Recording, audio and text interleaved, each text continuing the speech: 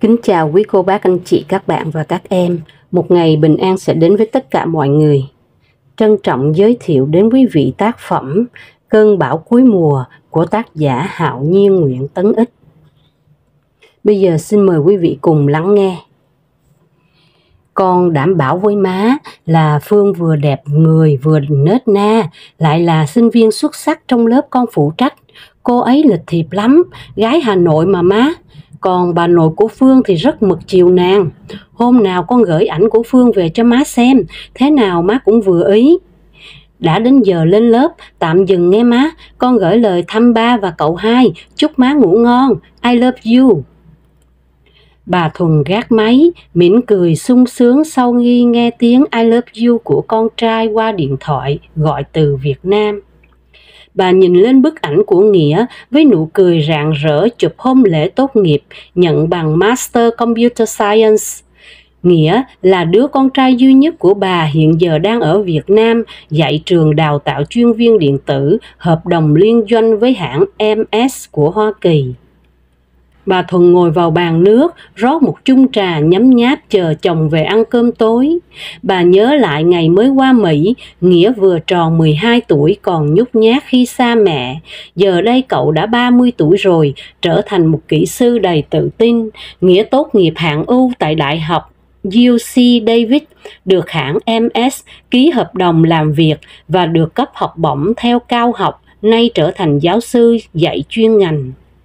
Bà nghĩ đến những ngày sau này khi con trai có vợ có con với cuộc sống riêng rẽ, còn lại vợ chồng bà sống thủ thỉ bên nhau. Nghĩ đến Hiệp, chồng bà, bỗng dưng một đoạn đời của quá khứ chợt hiện về.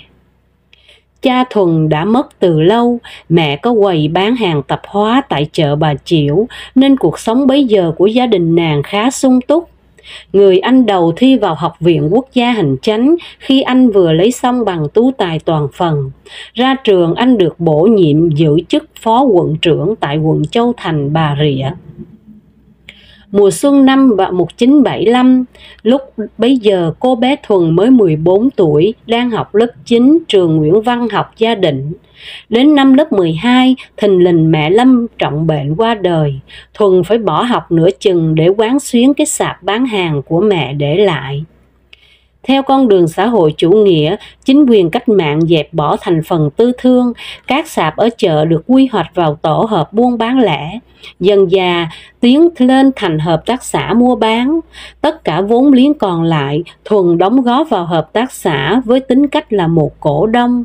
Vì có trình độ văn hóa khá, lanh lợi và bậc thiệp, Thuần được ban lãnh đạo hợp tác xã đề cử phụ trách khâu kế toán. Từ đó nàng trở thành cán bộ thương nghiệp.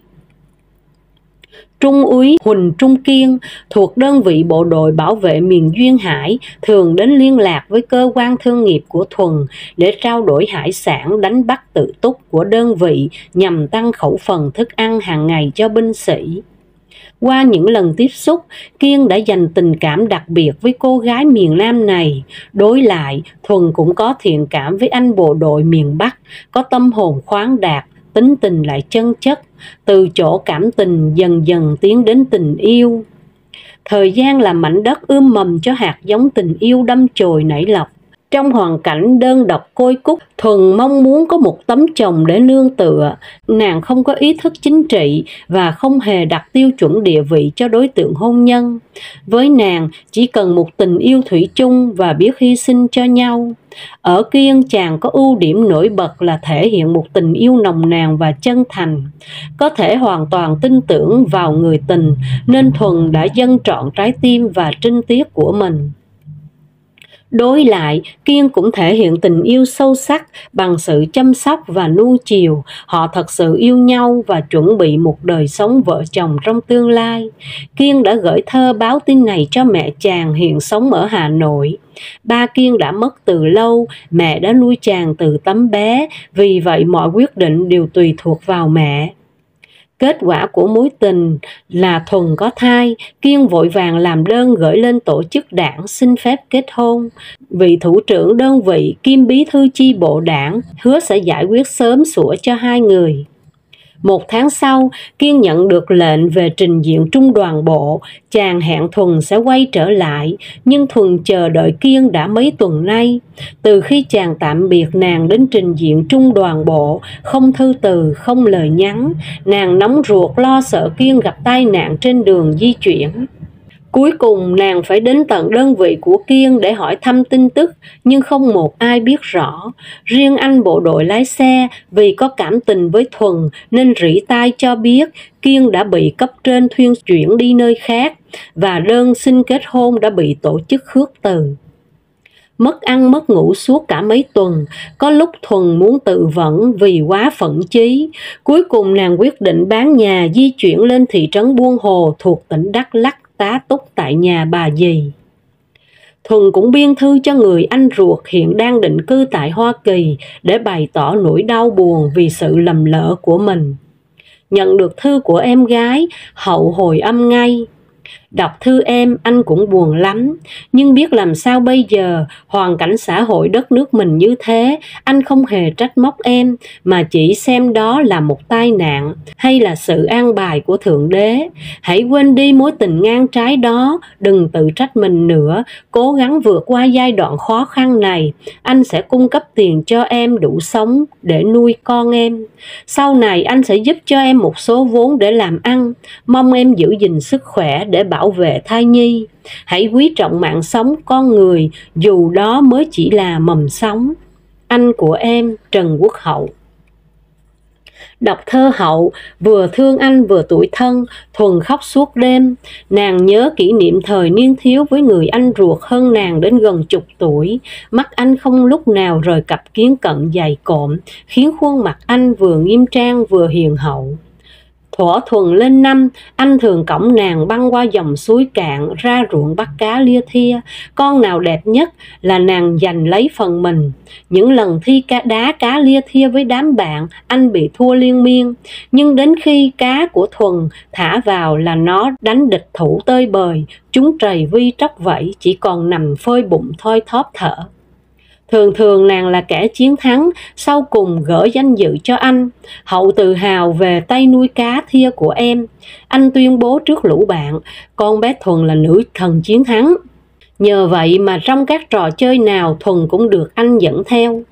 Nàng ngậm ngùi, ngày xưa anh luôn ở bên em, chẳng có đứa nào dám chọc ghẹo. Bây giờ dù bên kia trời xa cách, anh vẫn chăm sóc và lo lắng cho em. Ngày khai hoa nở nhụy của Thuần được mẹ tròn con vuông, thằng bé bụ bặm và giống Kiên như hai giọt nước. Để nhớ về người anh yêu kính của mình, Thuần đặt tên cho con là Trần Hậu Nghĩa và lấy theo họ mẹ. Cuối năm 1985, theo chân Liên Xô, chính quyền Việt Nam cho phép kinh doanh cá thể. Hậu gửi cho Thuần một số tiền đủ để nàng mở tiệm cà phê tại thị trấn Buôn Hồ. Dù bị đóng thuế cao, nhưng quán cà phê của Thuần mỗi ngày mỗi phát đạt nhờ kỹ thuật pha chế cà phê độc đáo của nàng. Buổi sáng tiệm có bán thêm bánh mì thịt phết bơ Mazonia làm bằng dầu ăn và trứng do bà dì của Thuần phụ giúp nên khá đông khách hàng. Trong số khách đến tiệm cà phê của Thuần có một công nhân thường xuyên đến dùng điểm tâm thật sớm. Ông chọn một chiếc bàn đặt ở đầu hồi nơi vắng vẻ nhất, kêu một ly cà phê phin, vài điếu thuốc và ổ bánh mì. Đúng 1 giờ sau là ông sẽ đạp xe ra đi. Buổi tối, ông là người rời tiệm muộn nhất, lúc chủ quán bắt đầu thu dọn bàn ghế. Trước thái độ lạnh lùng và tính chừng mực của người khách đã khiến cho Thuần để ý. Cái dáng người cao lẫm khổng, khuôn mặt chữ điền, gầy hóp má, chứng tỏ cuộc sống của ông đã trải qua một thời khổ lụy. Duy chỉ vầng trán ông là thể hiện một con người kiên nghị. Có lẽ chưa vượt quá tuổi 40 mà mái tóc người khách đã lấm tấm sợi bạc. Nổi bật nhất là cặp mắt to đen và sâu thẳm, mang nỗi buồn vời vợi. Người ta có thể đọc được tâm trạng chất chứa ưu phiền trong đáy mắt ấy. Cả mấy tháng trời, ông khách cứ âm thầm đến rồi âm thầm đi, không hề tiếp xúc với ai. Ngồi một mình cô quạnh nhìn khói thuốc bay lững lờ trong bầu không khí lạnh ban mai, đếm từng giọt cà phê rơi trong đáy cốc, hoặc phóng tầm nhìn đến tận dãy núi bên kia dòng suối. Một hôm, Thuần sơ ý làm ngã đổ phin cà phê trên cánh tay ông khách lầm lì ấy. Nước sôi làm bỏng da, nhưng ông vẫn ngồi điềm nhiên, lấy kem đánh răng thoa lên chỗ phỏng. Thuần xích xoa lo lắng và ân hận, nhưng người khách vẫn nhỏ nhẹ. Chẳng có đáng gì để cô phải quan tâm. Từ đó, Thuần ân cần thăm hỏi ông khách và xem chừng vết bỏng có làm độc hay không. Đợi khi vắng khách, nàng đến ngồi cùng ông trò chuyện. Nỗi đau nào lại không được vơi đi bởi đôi bàn tay của người phụ nữ vuốt ve an ủi. Sự dịu dàng và tính đa cảm của Thuần đã khiến cho trái tim Hiệp, tên người khách cô đơn, mở cửa và tâm sự thầm kín của hai người được trao đổi với nhau. Là sĩ quan chế độ cũ, Hiệp bị tập trung cải tạo suốt 10 năm. Người vợ mới cưới của Hiệp đã bị sức ép của gia đình bỏ chàng để lấy người cán bộ cùng cơ quan của cha nàng từ Hà Nội về lại miền Nam. Ngày ra tù, Hiệp không còn được phép cư trú tại địa phương nên xin về đây làm công nhân cạo mũ cao su. Hiệp đến quán cà phê đều đặn, những lúc sau này, đặc biệt nhất là vào những ngày cuối tuần, người ta thường thấy chú bé trai lên năm, con của bà chủ quán, nắm tay Hiệp đi sâu vào rẫy cà phê để bắt những con dế mèn trốn dưới gốc cây mục. Chú bé thích hú khoe với mẹ con dế có đôi cánh đen bóng như loại vải sa tanh. Dế chạy lanh quanh trong cái lọ thủy tinh chớp cánh, vểnh râu, trông như một võ sĩ ngứa tay ngứa chân chạy trên võ đài thật vui mắt.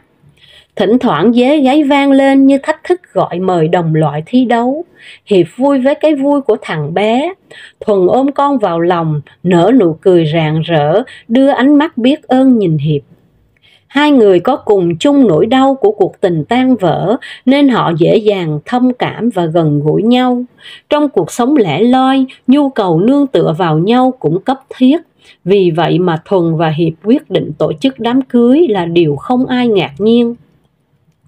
Từ ngày có Hiệp, Thuần đỡ vất vả, mọi công việc bên ngoài đều do chàng lo liệu, nàng chỉ lo điều hành tiệm cà phê. Rồi một hôm, khách đến quán xôn xao bàn tán về bản tin của Đài Tiếng Nói Hoa Kỳ làm nức lòng những anh em cựu tù cải tạo.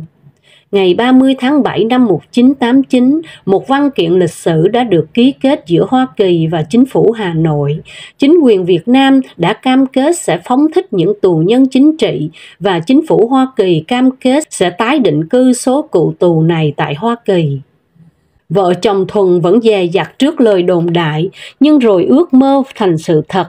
Vào năm 1990, đợt HO đầu tiên lên đường định cư tại Hoa Kỳ, và những đợt kế tiếp lần lượt ra đi, trong số đó có gia đình của Hiệp Thuần. Từ ngày lấy nhau, đôi vợ chồng Hiệp Thuần sống rất hạnh phúc. Chỉ ân hận một điều là nàng không sinh được cho Hiệp một đứa con. Sau 1 năm ngày cưới, nàng đã thụ thai, nhưng rủi thay, cái thai bị sảy vào tháng thứ 3 rồi lặng thinh luôn. Đã mấy lần Nghĩa gọi điện thoại nằng nặc đòi mẹ về Việt Nam để coi mắt người vợ tương lai của mình và đến thăm nhà bà nội của cô ấy. Rút từ kinh nghiệm đau thương của mình, Thuần luôn luôn nhắc nhở với con trai là phải giữ gìn sự trong trắng cho người yêu. Hậu, em trai nàng và Hiệp, chồng nàng cũng hối thúc Thuần phải về thăm quê nhà một chuyến để xem tình hình trước khi quyết định cuộc hôn nhân của con. Tuổi trẻ thường hay nông nổi và hối hả trong tình yêu, và Hiệp đã vội vã lấy vé máy bay cho vợ. Chiếc Airbus giảm dần độ cao rồi từ từ hạ cánh xuống phi trường Nội Bài. Thời tiết bên ngoài se lạnh, bầu trời âm u xám đục. Bà Thuần sửa lại chiếc khăn quàng cổ, kéo chiếc vali nhỏ cùng với hành khách đi vào khu nhận hành lý.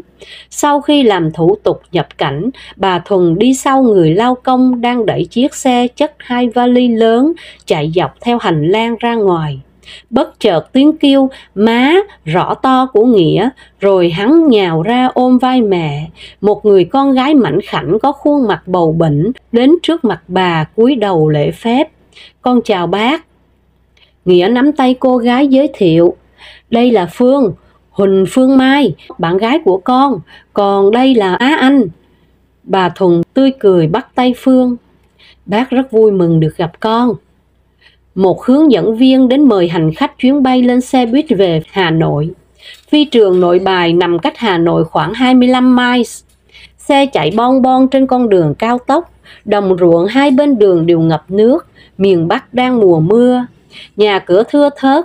Trên đoạn đường này, qua cầu Chương Dương, xe vào thành phố Hà Nội và chạy thẳng tới khách sạn Hà Nội Hotel nằm cạnh khu Giảng Võ thuộc quận Ba Đình mà Nghĩa đã đặt phòng trước cho mẹ.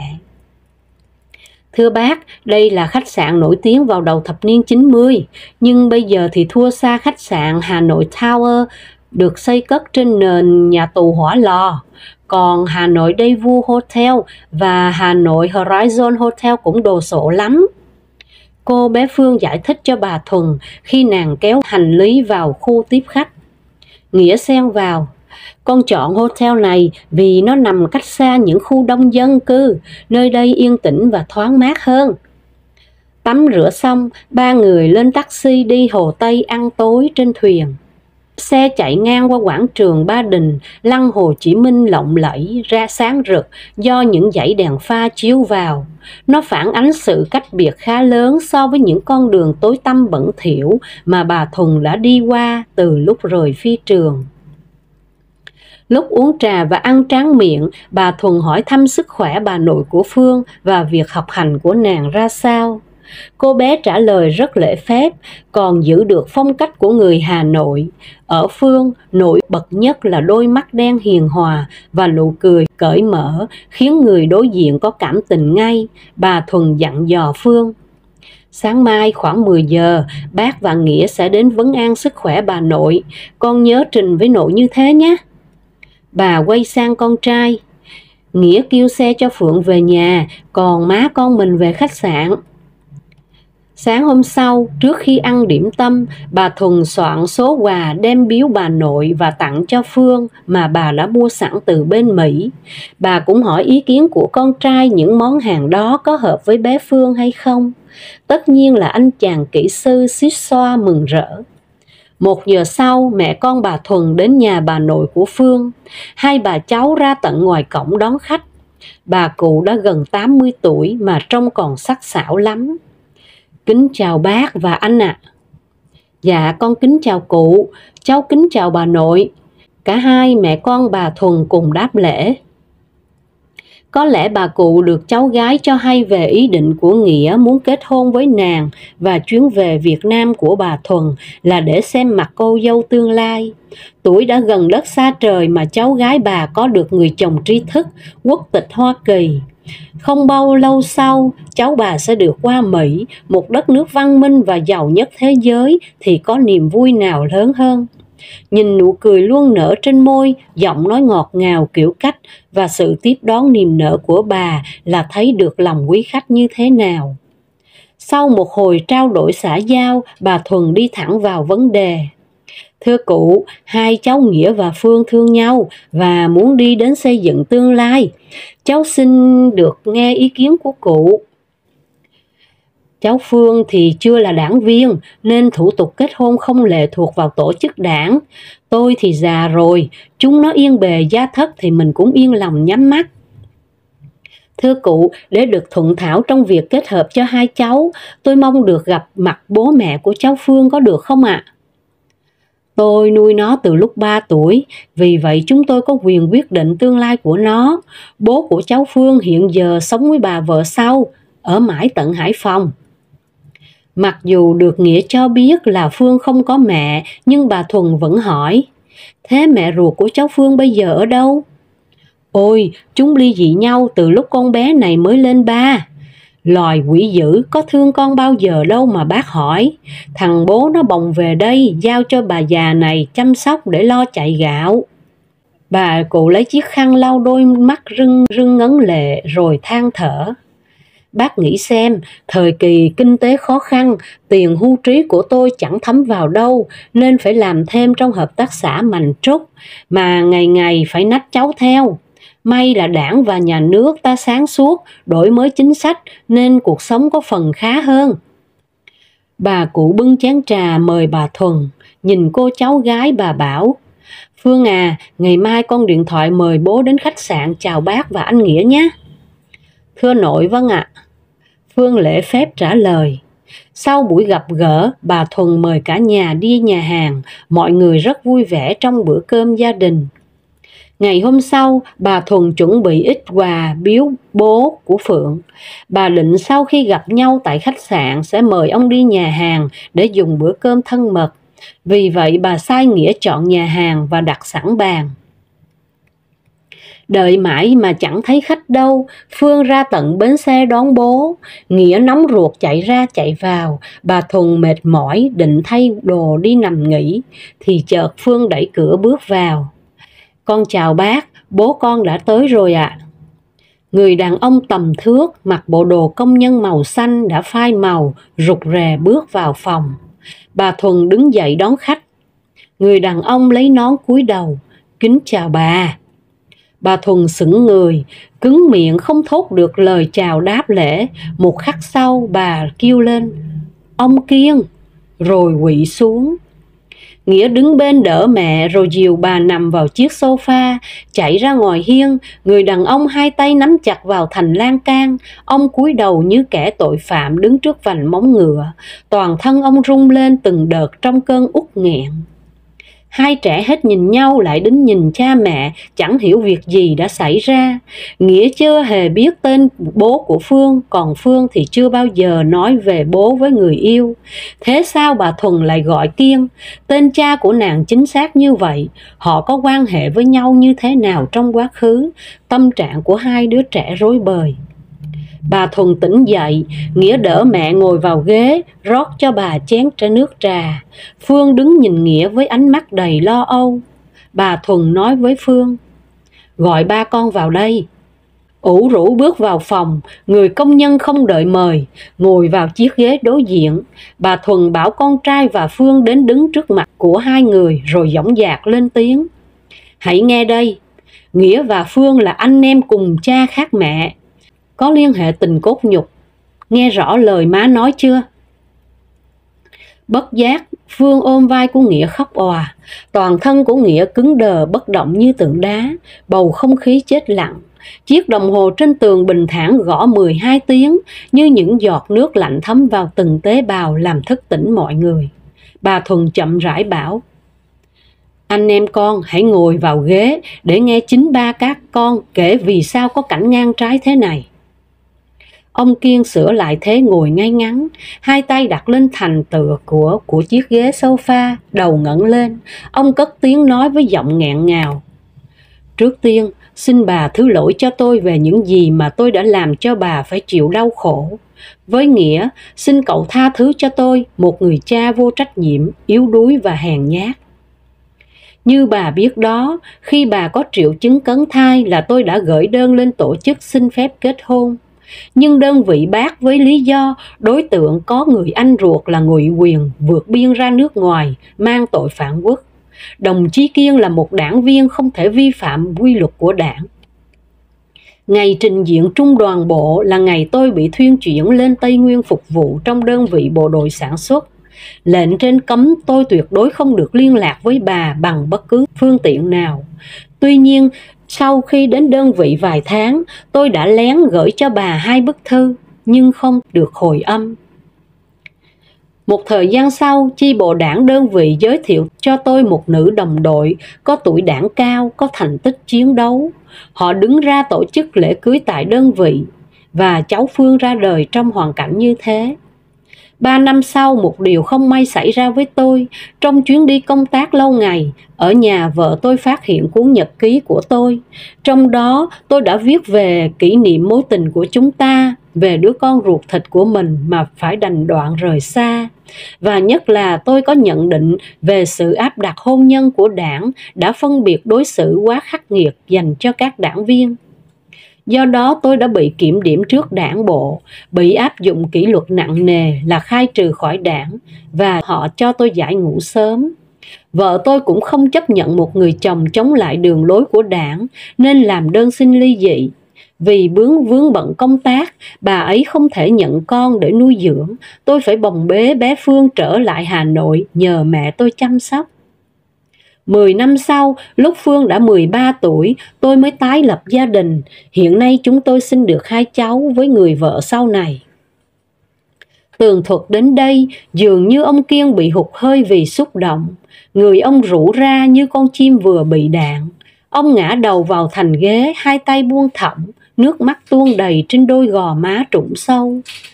Đứng nhìn cảnh hai đứa con quỳ hai bên thành ghế, gục đầu vào ngực cha, bà Thuần buông tiếng thở dài não ruột. Lòng đầy thương cảm, bà bước vào trong nhẹ nhàng, đóng cánh cửa phòng lại. Tâm thần rã rời, bà có cảm tưởng như cơn bão vừa thổi qua. Truyện ngắn Cơn bão cuối mùa xin được phép dừng lại ở đây. Chân thành cảm ơn quý vị đã lắng nghe. Hẹn gặp lại cả nhà vào lúc 6 giờ sáng trên kênh Cô Khanh đọc truyện và lúc 20 giờ trên kênh Truyện Mới Mỗi Ngày. Xin chào.